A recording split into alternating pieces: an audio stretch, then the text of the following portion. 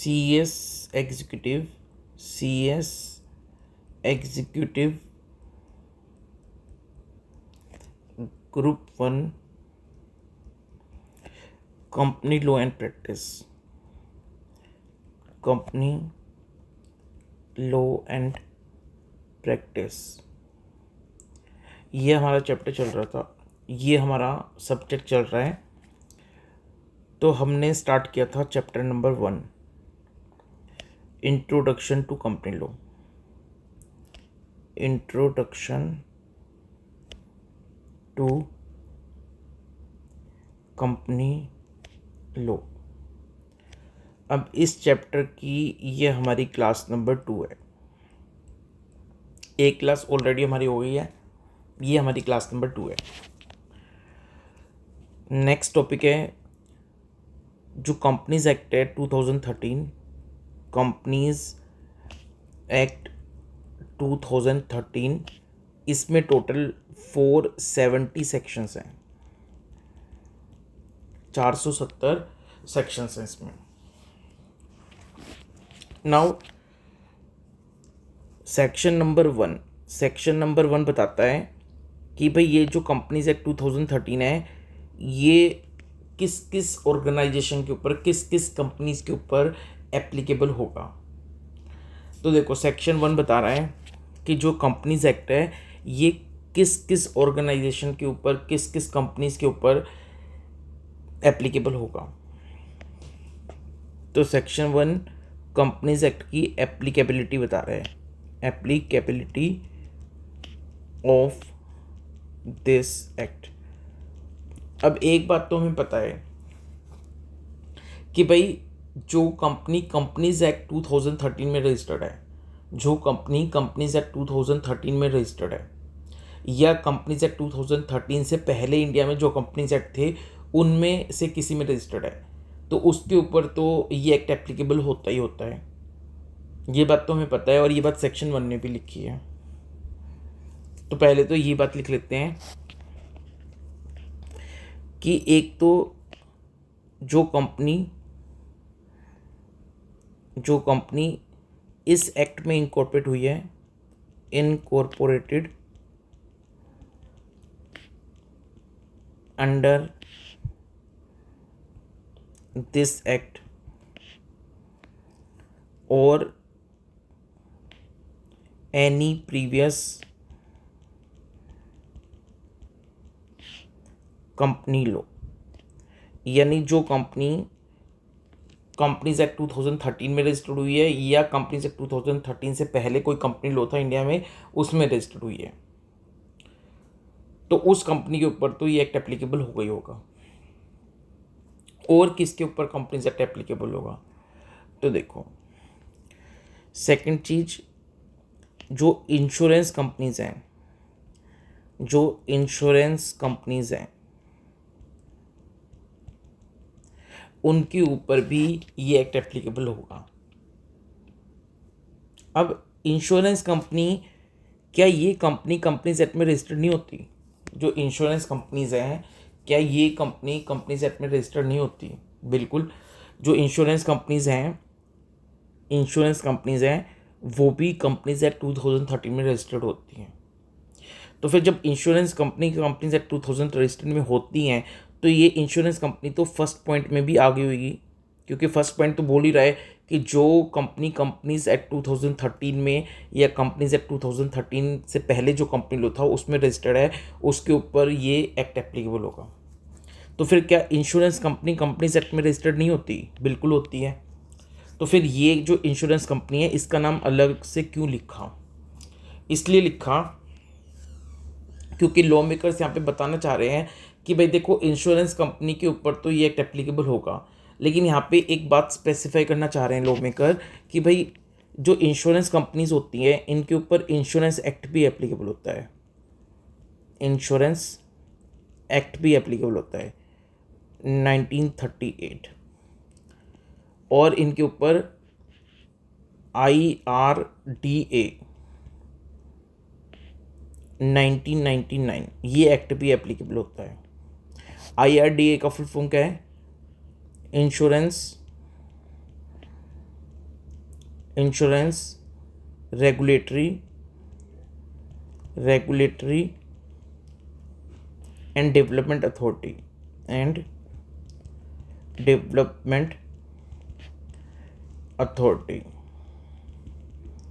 ये एक्ट भी insurance company के ऊपर एप्लीकेबल होता है और इंश्योरेंस एक्ट भी। तो यहाँ पे सेकंड पॉइंट पे ये बताया गया है कि देखो, कंपनीज एक्ट इंश्योरेंस कंपनी के ऊपर एप्लीकेबल होगा क्योंकि इंश्योरेंस कंपनी भी कंपनीज एक्ट में रजिस्टर्ड होती है। लेकिन यहाँ पे ये बताया गया है कि अगर कभी ऐसा हो कि जो कंपनीज एक्ट 2013 है, कंपनीज एक्ट 2013 है, जो कभी ये जो कंपनीज एक्ट 2013 है, इसमें और ये जो इंश्योरेंस एक्ट या IRDA एक्ट है, इनमें आपस में कॉन्ट्रडिक्शन हो जाए, यानी कंपनीज एक्ट कुछ और बात बोल रहा है और ये IRDA कुछ और बात बोल रहा है, तो फिर यहाँ पे बताया गया है तो उस केस में कंपनीज एक्ट एप्लीकेबल नहीं होगा। यानी इसका मतलब यहाँ पे सेकंड पॉइंट में बताया कि इंश्योरेंस कंपनी के ऊपर कंपनीज एक्ट एप्लीकेबल तो होगा, लेकिन जो इंश्योरेंस एक्ट है और जो IRDA एक्ट है वो प्रिवेल करेंगे वो कंपनीज एक्ट। यानी इंश्योरेंस एक्ट और IRDA एक्ट की बात जो है वो ऊपर रखी जाएगी। कल को अगर कंपनीज एक्ट में और IRDA एक्ट में या इंश्योरेंस एक्ट में आपस में कॉन्ट्रडिक्शन हो रही है तो फिर इंश्योरेंस कंपनी को इंश्योरेंस एक्ट और IRDA एक्ट की बात फॉलो करनी पड़ेगी। थर्ड,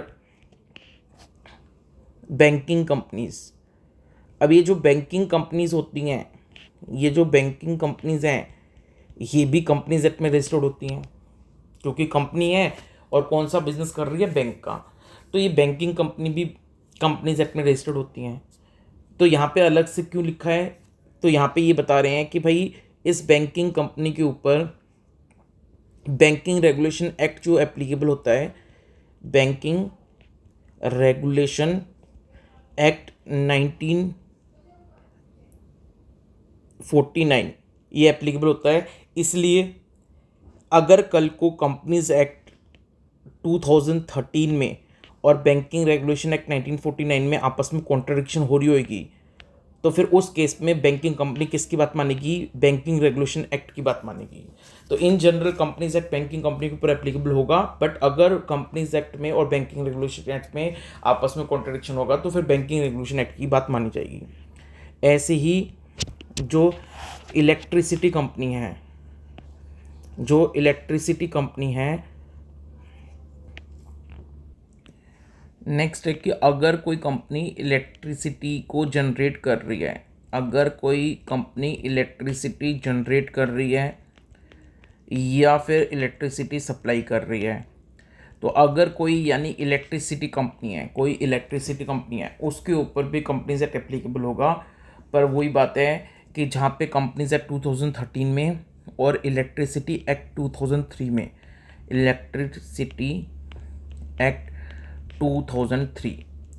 तो अगर इलेक्ट्रिसिटी एक्ट 2003 में और कंपनीज एक्ट 2013 में अगर आपस में कॉन्ट्रडिक्शन होगी तो फिर इलेक्ट्रिसिटी एक्ट की बात मानी जाएगी।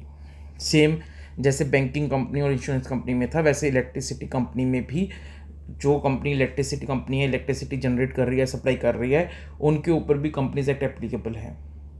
लेकिन कंपनीज एक्ट और जो इलेक्ट्रिसिटी का अपना स्पेशल एक्ट है यानी इलेक्ट्रिसिटी एक्ट 2003, इसमें अगर कोई कॉन्ट्रडिक्शन होता है तो फिर इलेक्ट्रिसिटी एक्ट 2003 की बात मानी जाएगी। तो इसका मतलब ये हो गया कि ये जो इंश्योरेंस कंपनी हुई, बैंकिंग कंपनी हुई या इलेक्ट्रिसिटी कंपनी हुई, ये सारी की सारी कंपनियां कंपनीज एक्ट में रजिस्टर्ड होती हैं। तो इनके बारे में अलग से क्यों लिखा है, तो इनके बारे में अलग से इसलिए लिखा है क्योंकि कंपनीज एक्ट ये बताना चाह रहा है कि ये कंपनियां कंपनीज एक्ट में रजिस्टर्ड होती हैं, इसलिए कंपनीज एक्ट एप्लीकेबल होगा। लेकिन इनके ऊपर कुछ अलग स्पेशल एक्ट भी एप्लीकेबल होते हैं, और अगर कहीं पे कॉन्ट्रडिक्शन होती है स्पेशल एक्ट में और कंपनीज एक्ट में तो इनके जो स्पेशल एक्ट हैं वो प्रिवेल करेंगे, उनकी बात मानी जाएगी, इसलिए इनको अलग से मेंशन किया गया। नाउ नेक्स्ट है 5th पॉइंट, अगर कोई ऐसी कंपनी है जिनके लिए कोई स्पेशल एक्ट है, यानी कोई ऐसी कंपनी है जिनके लिए स्पेशल एक्ट है, यानी जिनको बोलते हैं स्टैट्यूटरी कॉरपोरेशन, स्टैट्यूटरी कॉर्पोरेशन। तो अगर कोई स्टैट्यूटरी कॉर्पोरेशन है, स्टैट्यूटरी कॉर्पोरेशन क्या होता है कि भाई एक एक्ट है और इस एक एक्ट के अंदर सिर्फ एक ही कंपनी बनी है और इस एक्ट के अंदर अब दूसरी कंपनी नहीं बनेगी, उसको बोलते हैं स्टैट्यूटरी कॉर्पोरेशन। जैसे LIC है, LIC एक्ट के अकॉर्डिंग बनी है। अब इस LIC एक्ट में और कोई कंपनी नहीं बन सकती। SBI, तो SBI के लिए एक एक्ट है, SBI एक्ट। अब इस एक्ट के अंदर ये SBI इनकॉर्पोरेट हुई है, इसके अलावा और कोई कंपनी इनकॉर्पोरेट नहीं हो सकती। ऐसे institute of company secretary of India, ICSI act. तो ये जो institute of company secretary of India है, इसके लिए भी स्पेशल एक्ट है, इसके लिए भी स्पेशल एक्ट है। और जो institute of company secretary of India है, ये भी एक स्टैट्यूटरी कॉर्पोरेशन है। तो जहाँ पे एक एक्ट है और एक ही कंपनी है, जहाँ पे एक ही एक्ट है और एक ही कंपनी है, बस उस एक्ट के अंदर वही कंपनी इनकॉर्पोरेट हुई है और उस एक्ट के अंदर अब दुनिया में दूसरी कंपनी इनकॉर्पोरेट नहीं हो सकती, उसको बोलते हैं स्टैट्यूटरी कॉर्पोरेशन। तो इन स्टैट्यूटरी कॉर्पोरेशन के ऊपर भी कंपनीज एक्ट 2013 एप्लीकेबल होगा। क्लियर है? नेक्स्ट है any other body corporate, any other body corporate incorporated under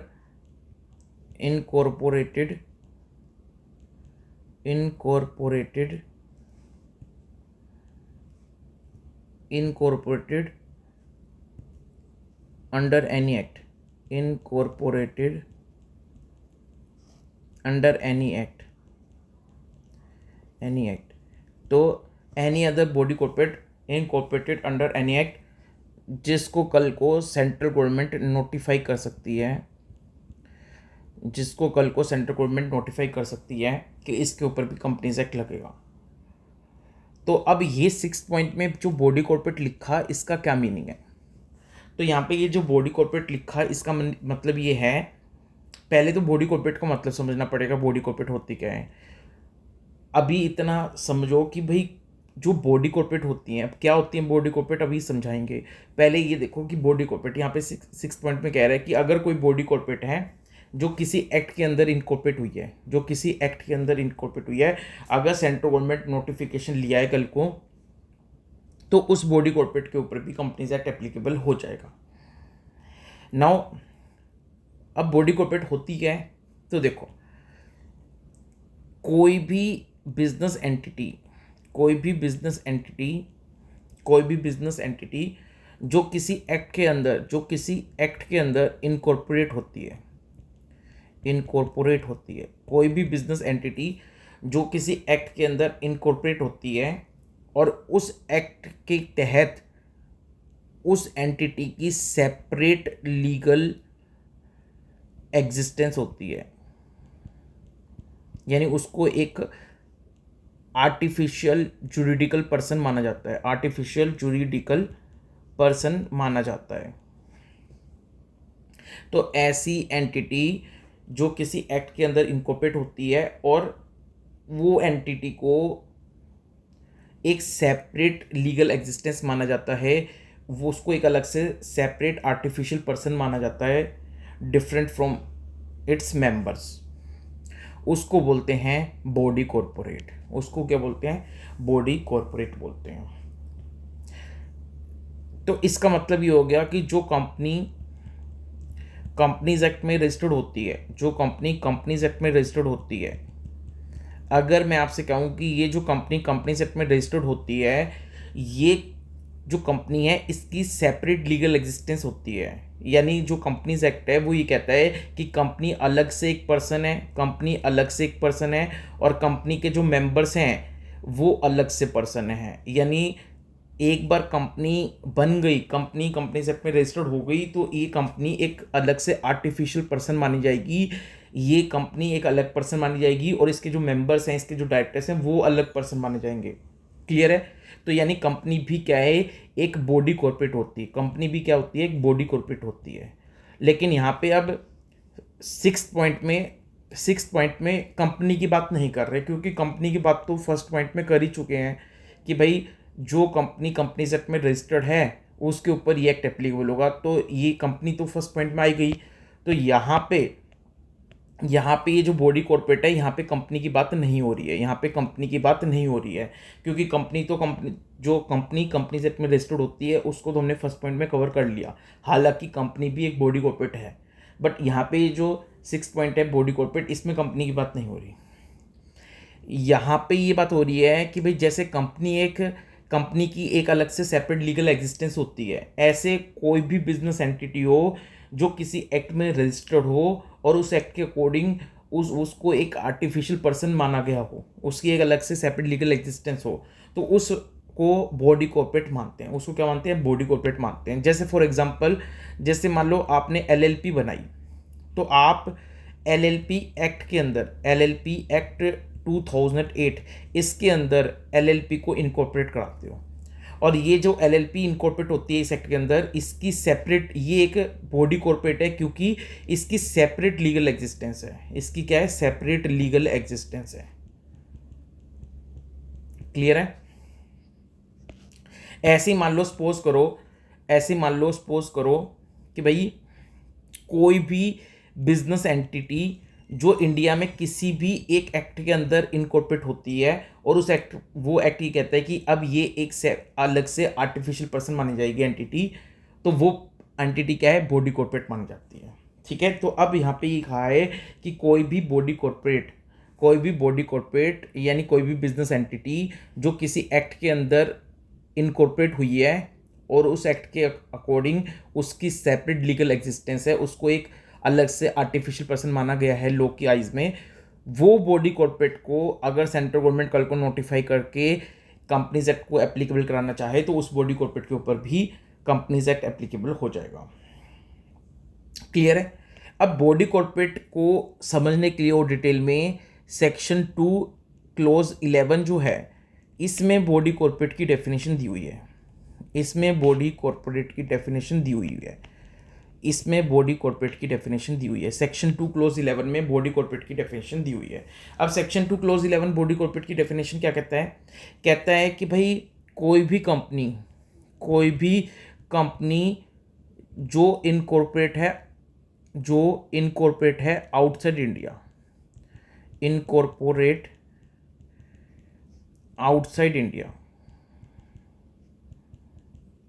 तो कोई भी कंपनी जो इनकॉर्पोरेटेड है आउटसाइड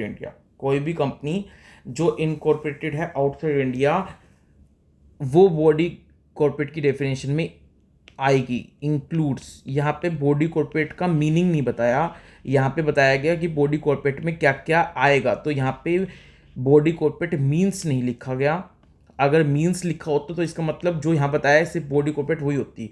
यहाँ मीन्स नहीं बताया गया, यहाँ लिखा है बॉडी कॉर्पोरेट इंक्लूड्स। तो इसका मतलब जो सेक्शन 2 क्लोज 11 बता रहा है ये तो बॉडी कॉर्पोरेट है ही, इसके अलावा और भी कोई बॉडी कॉर्पोरेट हो सकती है। तो जैसे फॉर एग्जांपल यहाँ पर बताया बॉडी कॉर्पोरेट में क्या क्या आएगा, तो कह रहा है कि कोई भी कंपनी जो इंडिया के आउटसाइड इनकॉर्पोरेट हुई है, कोई भी कंपनी जो इंडिया से बाहर इनकॉर्पोरेट हुई है, वो बॉडी कॉर्पोरेट में आएगी। इसका मतलब क्या और कुछ बॉडी कॉर्पोरेट में आएगा? यस आएगा। कौन आएगा? तो आपको पहले ही बता चुका हूं कि कोई भी बिजनेस एंटिटी जो किसी एक्ट के अंदर रजिस्टर्ड होती है और उसकी सेपरेट लीगल एग्जिस्टेंस मानी जाती है, उसको लो एक सेपरेट आर्टिफिशियल पर्सन मानता है, उसके मेंबर्स को अलग मानता है और उस कंपनी को अलग मानता है, उस बिजनेस एंटिटी को अलग मानता है, तो वो बॉडी कॉर्पोरेट होती है। जैसे कंपनी जब कंपनीज एक्ट में रजिस्टर्ड होती है, तो ये कंपनी की एक आर्टिफिशियल, कंपनीज एक्ट इसको आर्टिफिशियल पर्सन मानता है और इस कंपनी की एक अलग से लीगल एग्जिस्टेंस मानी जाती है, ये कंपनी अलग मानी जाती है और इसके जो मेंबर्स एंड डायरेक्टर्स हैं वो अलग माने जाते हैं। तो ऐसे ही जैसे एलएलपी जब एलएलपी एक्ट में रजिस्टर्ड हो जाती है तो फिर एलएलपी की एक सेपरेट लीगल एग्जिस्टेंस बन जाती है। एलएलपी के जो पार्टनर्स हैं उनको अलग माना जाता है, एलएलपी को एक अलग से डिफरेंट एंटिटी माना जाता है।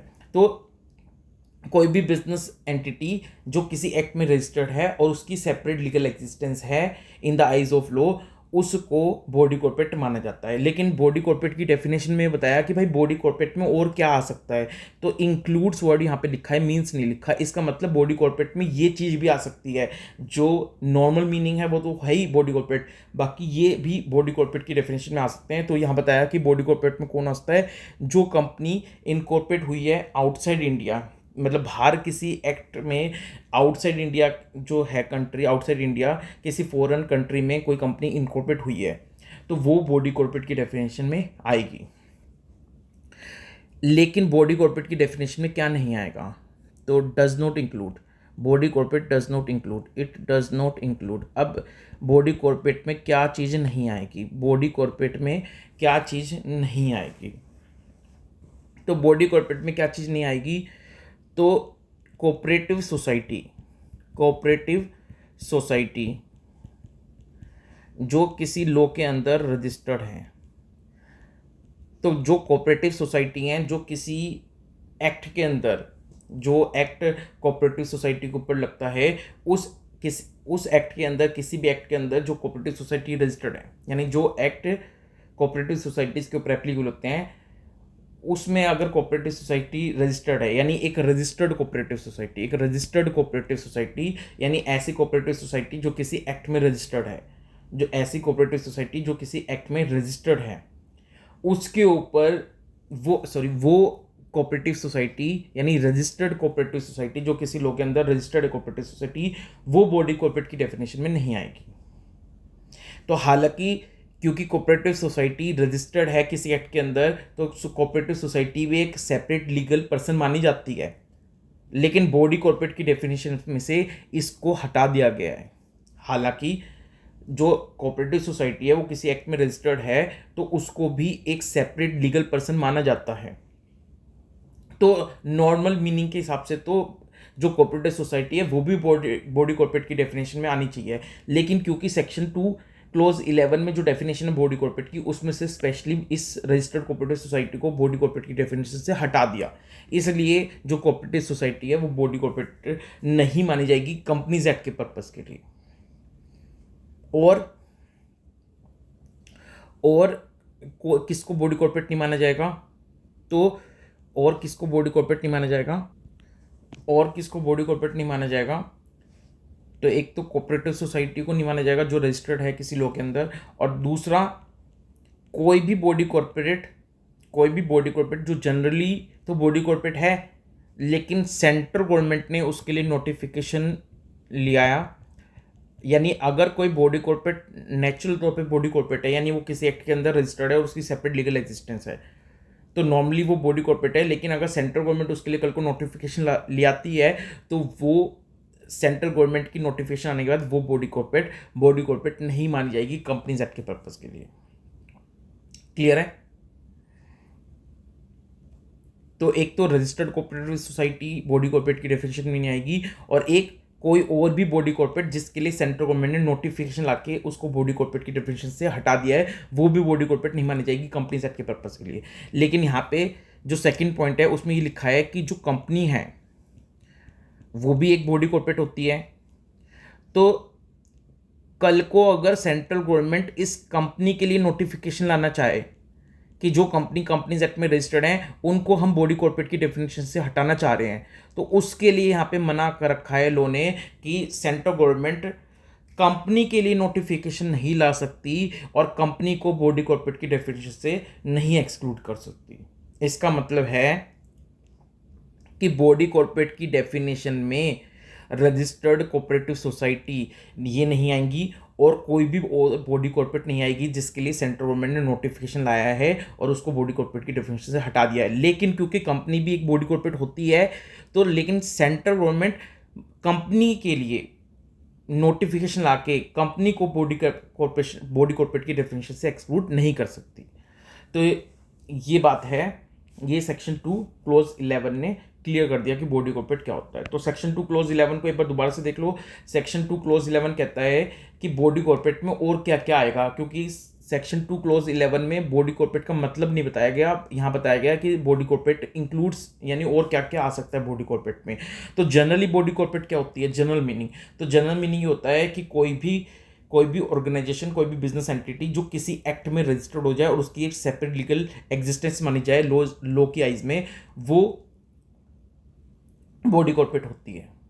जैसे कि कंपनी भी एक बॉडी कॉर्पोरेट है, क्योंकि कंपनी जब कंपनी एक्ट में रजिस्टर्ड होती है तो कंपनी की एक सेपरेट लीगल एग्जिस्टेंस मानी जाती है, डिफरेंट फ्रॉम इट्स मेंबर्स।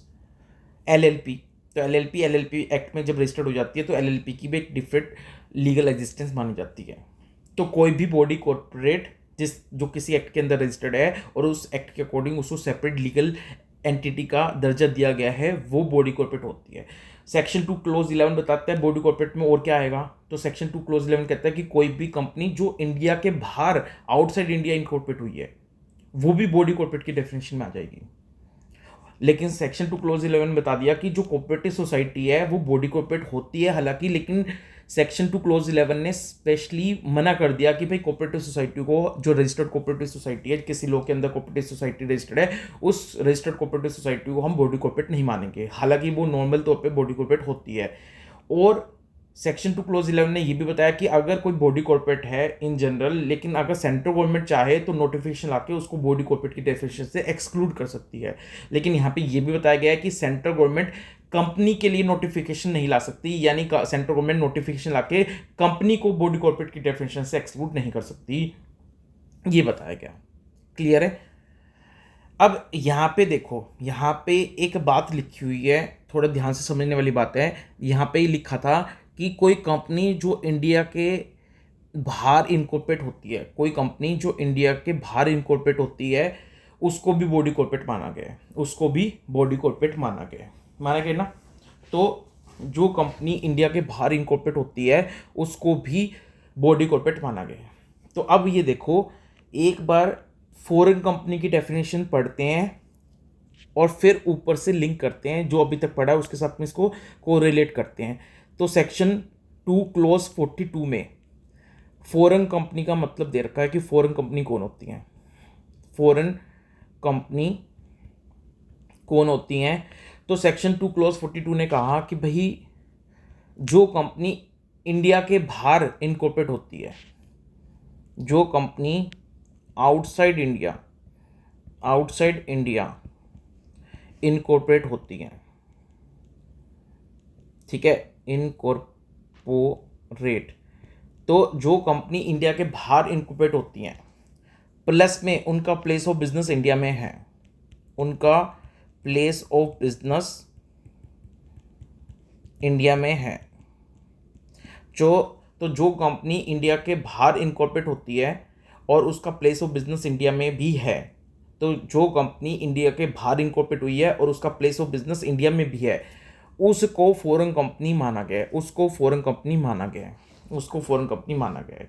तो आपने जो कंपनी ये दोनों रिक्वायरमेंट फुलफिल कर रही है वो ही फॉरेन कंपनी हो सकती है। इसका मतलब एक कंपनी जो इंडिया के बाहर इनकॉर्पोरेट हुई है और उसका प्लेस ऑफ बिजनेस इंडिया में भी है, वो फॉरेन कंपनी है। इसका मतलब अगर कोई कंपनी इंडिया के बाहर इनकॉर्पोरेट हुई है, कोई कंपनी इंडिया के बाहर इनकॉर्पोरेट हुई है लेकिन उसका प्लेस ऑफ बिजनेस इंडिया में नहीं है, तो कोई कंपनी जो बाहर इनकॉर्पोरेट हुई है लेकिन प्लेस ऑफ बिजनेस इंडिया में नहीं है, उसको फॉरेन कंपनी नहीं माना जाएगा। आई रिपीट, कोई ऐसी कंपनी है जो इनकॉर्पोरेट हुई है आउटसाइड इंडिया, इनकॉर्पोरेटेड है आउटसाइड इंडिया, तो कोई कंपनी है जो इनकॉर्पोरेट हुई है आउटसाइड इंडिया लेकिन उसका प्लेस ऑफ बिजनेस इंडिया में नहीं है, तो इसको फॉरेन कंपनी नहीं माना जाएगा, क्योंकि फॉरेन कंपनी के लिए ये दोनों रिक्वायरमेंट पूरी करनी पड़ती है। क्या रिक्वायरमेंट? फॉरेन कंपनी वही कंपनी होगी जो इंडिया के बाहर इनकॉर्पोरेट हुई है plus place of business in India में है। तो मैं आपसे ये बोल रहा हूँ कि कोई कंपनी जो इंडिया के बाहर इनकॉर्पोरेट हुई है लेकिन प्लेस ऑफ बिजनेस इंडिया में नहीं है, तो क्या वो फॉरेन कंपनी है? नो, फॉरेन कंपनी नहीं है। लेकिन क्या ये बॉडी कॉर्पोरेट है? कोई कंपनी जो इंडिया के बाहर इनकॉर्पोरेट हुई है लेकिन उसका प्लेस ऑफ बिजनेस इंडिया नहीं है, क्या ये बॉडी कॉर्पोरेट है? बिल्कुल, क्योंकि सेक्शन 2 क्लोज 11 ने यही बताया है कि ऐसी कंपनी जो इंडिया के बाहर इनकॉर्पोरेट होती है वो भी बॉडी कॉर्पोरेट मानी जाएगी। इसका मतलब एक कंपनी जो इंडिया के बाहर इनकॉर्पोरेट हुई है वो बॉडी कॉर्पोरेट तो है, लेकिन अगर उसका प्लेस ऑफ बिजनेस इंडिया में भी है तो वो बॉडी कॉर्पोरेट के साथ साथ फॉरेन कंपनी भी कही जाएगी। क्लियर है? अब एक क्वेश्चन क्या क्वेश्चन है? तो भाई अभी ये क्वेश्चन है, एक क्वेश्चन इंपॉर्टेंट ये है कि जो हमने सेक्शन नंबर 1 पढ़ा था, इस सेक्शन नंबर 1 में ये बात लिखी हुई थी, सबसे लास्ट पॉइंट में कि भाई अगर सेंट्रल गवर्नमेंट चाहे तो नोटिफिकेशन लाके इस कंपनीज एक्ट को किसी भी बॉडी कॉर्पोरेट के ऊपर एप्लीकेबल कर सकती है। आई रिपीट, यहाँ पे फर्स्ट जो हमने सेक्शन 1 पढ़ा था, तो इसमें जो ये हमने 6 पॉइंट पढ़ा है, इसमें ये लिखा हुआ था कि अगर सेंट्रल गवर्नमेंट चाहे, इस पॉइंट में ये लिखा हुआ था, ये जो पॉइंट है इसमें ये लिखा हुआ था कि अगर सेंट्रल गवर्नमेंट चाहे तो नोटिफिकेशन लाके कंपनीज एक्ट 2013 बॉडी कॉर्पोरेट के, किसी भी बॉडी कॉर्पोरेट के ऊपर एप्लीकेबल करा सकती है। ये लिखा हुआ था यहाँ पे। तो इन जनरल कोई बॉडी कॉर्पोरेट है, यानी देखो, आई रिपीट, आराम से देखो, सेक्शन 1 ने देखो बताया था कि ये किस किस के ऊपर एप्लीकेबल है। तो बताया था कि कंपनी जो कंपनी सेट में रजिस्टर्ड है उसके ऊपर तो एप्लीकेबल होगा, फिर बताया इंश्योरेंस कंपनी के ऊपर भी एप्लीकेबल होगा, फिर बताया बैंकिंग कंपनी के ऊपर भी एप्लीकेबल होगा, फिर बताया इलेक्ट्रिसिटी कंपनी के ऊपर भी एप्लीकेबल होगा, और फिर बताया जो स्टैट्यूटरी कॉर्पोरेशन होती हैं, यानी जिनका एक एक्ट है और उसी एक्ट में वो कंपनी रजिस्टर्ड है, जैसे LIC एक्ट बना और उस LIC एक्ट के अंदर LIC बनी और अब इस LIC एक्ट के अंदर दूसरी कंपनी नहीं बन सकती, तो उसको स्टैट्यूटरी कॉर्पोरेशन बोलते हैं।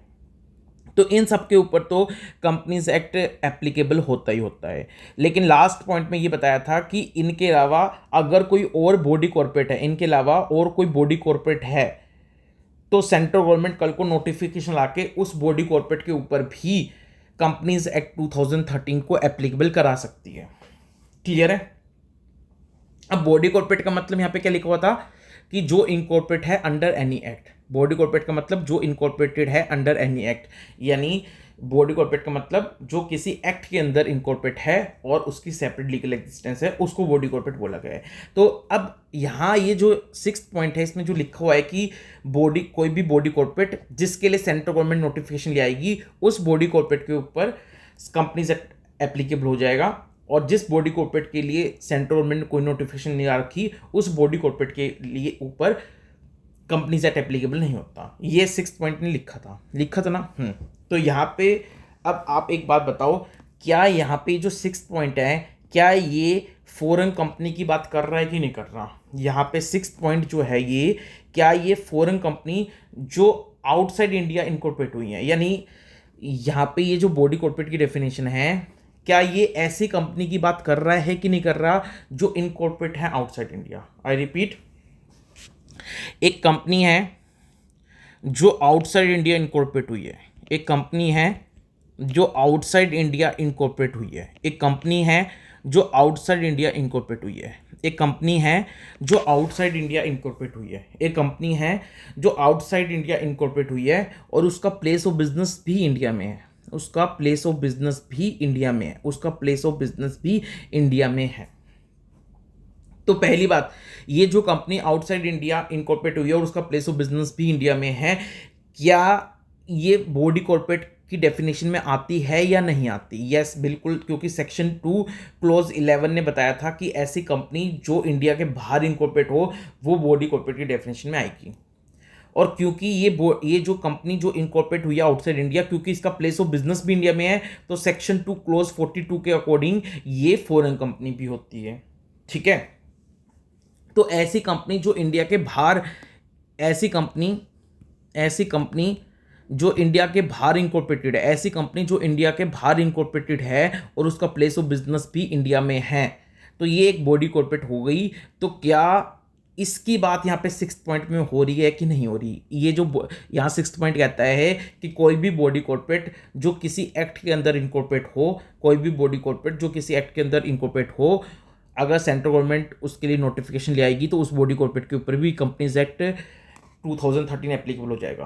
तो यहाँ पे इस बॉडी कॉर्पोरेट में ऐसी कंपनी जो इंडिया के बाहर इनकॉर्पोरेट हुई है और जिसका प्लेस ऑफ बिजनेस इंडिया में है, यानी कि फॉरेन कंपनी, क्या उसकी बात यहाँ पे हो रही है? क्या उसकी बात इस 6th पॉइंट में हो रही है या नहीं हो रही? यानी इसका मतलब क्या 6 पॉइंट ये कहना चाह रहा है, क्या 6 पॉइंट, ये जो 6 पॉइंट है, क्या ये कहना चाह रहा है कि अगर कोई कंपनी इंडिया के बाहर इनकॉर्पोरेट हुई है और उसका अगर प्लेस ऑफ बिजनेस इंडिया में है, तो क्योंकि ये बॉडी कॉर्पोरेट होती है, तो अगर सेंट्रल गवर्नमेंट चाहे तो नोटिफिकेशन लाके इस कंपनी के ऊपर कंपनीज एक्ट एप्लीकेबल कर सकता है, और सेंट्रल गवर्नमेंट चाहे तो फिर इसके ऊपर कंपनीज एक्ट एप्लीकेबल नहीं होगा। यानी इसका मतलब क्या इस 6 पॉइंट में इस कंपनी की जो इनकॉर्पोरेट आउटसाइड इंडिया है, क्या इसकी बात हो रही है कि नहीं हो रही? यानी इसका मतलब, क्योंकि हमें पता है कि जो कंपनी आउटसाइड इंडिया इनकॉर्पोरेट होती है और जिसका प्लेस ऑफ बिजनेस इंडिया में होता है, ये फॉरेन कंपनी भी है और ये बॉडी कॉर्पोरेट की डेफिनेशन में आती है। और 6 पॉइंट यहाँ पे कह रहा है कि जो बॉडी कॉर्पोरेट है, अगर वो किसी एक्ट में रजिस्टर्ड है, इनकॉर्पोरेट है, तो सेंट्रल गवर्नमेंट नोटिफिकेशन आके उसके ऊपर कंपनीज एक्ट एप्लीकेबल करा सकती है। तो क्या इस बॉडी कॉर्पोरेट में इस कंपनी जो आउटसाइड इंडिया इनकॉर्पोरेट हुई है, क्या इसकी बात हो रही है? क्या यानी इसका मतलब 6 पॉइंट के अकॉर्डिंग, क्या 6 पॉइंट के अकॉर्डिंग सेंट्रल गवर्नमेंट कल को फॉरेन कंपनी के लिए नोटिफिकेशन लाके फॉरेन कंपनी के ऊपर कंपनीज एक्ट एप्लीकेबल करा सकती है? क्या 6 पॉइंट ये भी कह रहा है कि नहीं कह रहा? तो मैं आपको ये बता देता हूँ, यहाँ 6 पॉइंट में जो ये बॉडी कॉर्पोरेट यहाँ पे लिखा है, इसमें इस कंपनी की जो फॉरेन कंपनी है, इसकी बात नहीं हो रही, इस फॉरेन कंपनी की बात नहीं हो रही। ये 6 पॉइंट में जो लिखा है कि अगर और कोई बॉडी कॉर्पोरेट है जो किसी एक्ट में रजिस्टर्ड है, इनकॉर्पोरेट है, उसके लिए सेंट्रल गवर्नमेंट नोटिफिकेशन लाके इस एक्ट को एप्लीकेबल कर सकती है। तो यहाँ पे जो बॉडी कॉर्पोरेट है 6 पॉइंट में, इसमें फॉरेन कंपनी की बात नहीं हो रही, यानी ऐसी कंपनी जो इंडिया के बाहर इनकॉर्पोरेट हुई है उसकी बात यहाँ पे नहीं हो रही।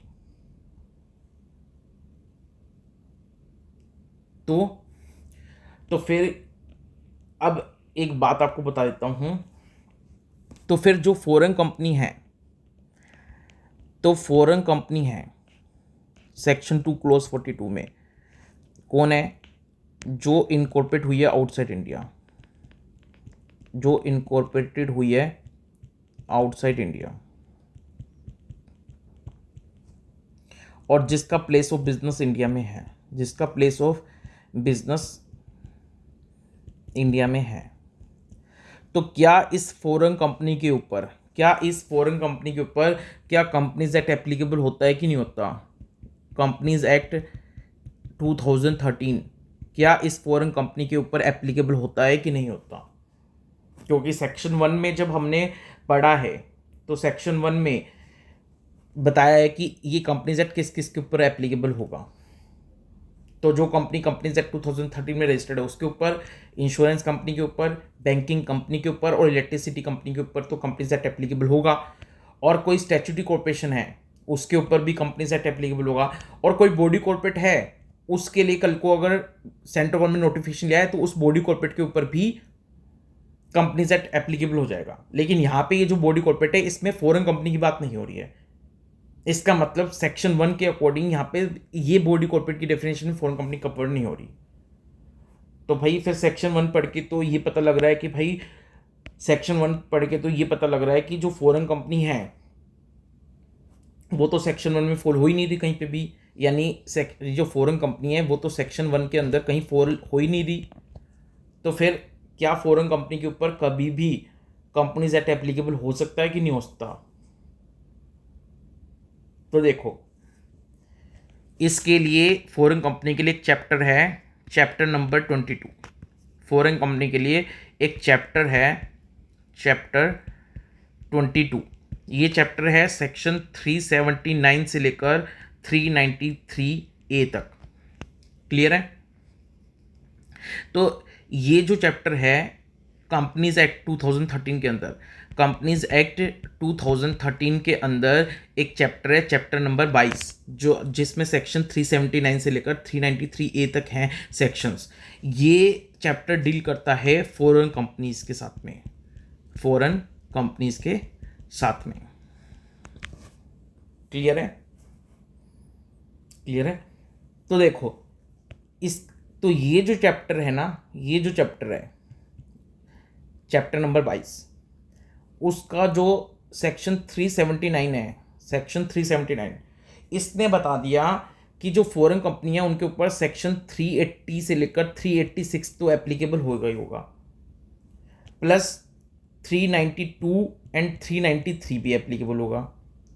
यानी सेक्शन 379 ने बता दिया कि भाई फॉरेन कंपनी के ऊपर सेक्शन कंपनीज एक्ट का सेक्शन 380 से 386 एप्लीकेबल होगा और 392 से 393 भी एप्लीकेबल होगा। ऐसा कंपनीज एक्ट 2013 के सेक्शन 379 ने बता दिया। लेकिन 379 का इसी सेक्शन का जो सबसेक्शन 2 है वो ये भी कहता है कि अगर कोई फॉरेन कंपनी है जिसमें 50% या उससे ज़्यादा जो पेड अप शेयर कैपिटल है, इक्विटी और प्रेफरेंस शेयर कैपिटल दोनों को मिला के, तो जो कोई फॉरेन कंपनी जिसमें at least 50% paid up share capital, equity और प्रेफरेंस दोनों को मिला के उसका 50% एटलीस्ट किसने होल्ड कर रखा है, किसी वन और मोर यानी किसी इंडियन सिटीजन ने, चाहे एक इंडियन सिटीजन ने कर रखा हो या एक से ज़्यादा इंडियन सिटीजन ने, उनने मिलकर होल्ड कर रखा हो, या कोई कंपनी या कोई बॉडी कॉर्पोरेट जो इंडिया में इनकॉर्पोरेट हुई है, कोई कंपनी या बॉडी कॉर्पोरेट जो इंडिया में इनकॉर्पोरेट हुई है, अगर इस फॉरेन कंपनी का 50% paid up share capital, equity और प्रेफरेंस मिला के उसका 50% शेयर कैपिटल एटलीस्ट किसी इंडियन बॉडी कॉर्पोरेट ने, इंडियन कंपनी ने होल्ड कर रखा है, तो आई रिपीट क्या है कि भाई अगर कोई फॉरेन कंपनी है जिसका at least 50% paid up share capital, equity और प्रेफरेंस को मिलाकर किसने होल्ड कर रखा है, या तो वन और मोर इंडियन सिटीजन ने, या कोई भी बॉडी कॉर्पोरेट या कंपनी जो इंडिया में इनकॉर्पोरेट हुई है, या इंडियन सिटीजन ने और बॉडी कॉर्पोरेट जो इंडिया में इनकॉर्पोरेट हुई है, इन दोनों ने मिलाकर कैसे भी, यानी एक इंडियन सिटीजन ने अकेले ने, या एक से ज़्यादा इंडियन सिटीजन ने, या एक बॉडी कॉर्पोरेट जो इंडिया में, बॉडी कॉर्पोरेट या कंपनी जो इंडिया में इनकॉर्पोरेट हुई है उसने, या एक से ज़्यादा बॉडी कॉर्पोरेट ने मिलके जो इंडिया में रजिस्टर्ड हुई है, या बॉडी कॉर्पोरेट जो इंडिया में रजिस्टर्ड हुई है और जो इंडियन सिटीजन है, उनने मिलाकर कैसे भी इस फॉरेन कंपनी की जो 50% पेड अप शेयर कैपिटल है वो होल्ड कर रखी है। तो ऐसी कंपनी के लिए जो सेंट्रल गवर्नमेंट है वो नोटिफिकेशन ला सकती है और कंपनीज एक्ट के कोई भी प्रोविज़न इस फॉरेन कंपनी के ऊपर एप्लीकेबल करा सकती है, क्लियर है। तो इसमें अब ऐसे सुनना है कि भाई जो कोई फॉरेन कंपनी जो होती है, फॉरेन कंपनी कौन है, फॉरेन कंपनी सेक्शन 2 क्लॉज 42 में बताया, क्या बताया, जो इनकॉर्पोरेट है आउटसाइड इंडिया, जो इनकॉर्पोरेटेड है आउटसाइड इंडिया, प्लस उसका प्लेस ऑफ बिजनेस है इंडिया में। प्लेस ऑफ बिजनेस कहाँ है, इंडिया में। तो इस फॉरेन कंपनी के ऊपर चैप्टर 22 है जो कंपनीज एक्ट का, वो एप्लीकेबल होता है, क्लियर है। और इसमें जो सेक्शन 379 है, 379 से लेकर 393A तक चैप्टर हैं, सेक्शंस हैं। अब जो फर्स्ट सेक्शन है 379 इस चैप्टर का, वो ये कहता है कि फॉरेन कंपनी के ऊपर सेक्शन 380 से 386 तो एप्लीकेबल होगा, 392 और 393 भी एप्लीकेबल होगा। प्लस में ये कहता है कि कुछ स्पेशल टाइप की फॉरेन कंपनी है, कौन सी, जो ये आपको बताई, जिसमें 50% paid up capital Indian citizen ने या इंडियन बॉडी कॉर्पोरेट ने या इंडियन कंपनी ने होल्ड कर रखी है। तो ये स्पेशल फॉरेन कंपनी जो है, इनके ऊपर ये सेक्शन तो एप्लीकेबल होंगे और इनके लिए अगर सेंट्रल गवर्नमेंट चाहे तो नोटिफिकेशन लाकर इनके ऊपर कंपनीज एक्ट के और दूसरे प्रोविजन भी एप्लीकेबल करा सकती है, क्लियर है। तो अब आपको पता लग गया कि कंपनीज एक्ट 2013 किस किस के ऊपर एप्लीकेबल होता है और सेंट्रल गवर्नमेंट नोटिफिकेशन लाके किस किस के ऊपर कंपनीज एक्ट को एप्लीकेबल करा सकती है, ये बात आपको पता लग गई। दूसरी बात आपको ये पता लग गई कि